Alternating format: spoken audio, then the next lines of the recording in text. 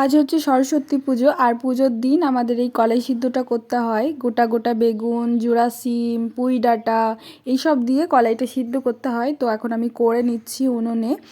আর এরপর যাব আমি পুষ্পাঞ্জলি দিতে আর ষষ্ঠীর পুজো দিতে। তো ষষ্ঠীর পুজো দিতে এসে দেখছি এখানে পুষ্পাঞ্জলি দেওয়া হবে, তো ওই জন্য বাবুকে বসিয়ে দিলাম, আমিও দিয়ে নিলাম দুজনাই একসাথে। আর একটা কথা বলবো, আমার ভিডিওটা যদি তোমাদের ভালো লেগে থাকে অবশ্যই আমার চ্যানেলটি কিন্তু সাবস্ক্রাইব করে যেও।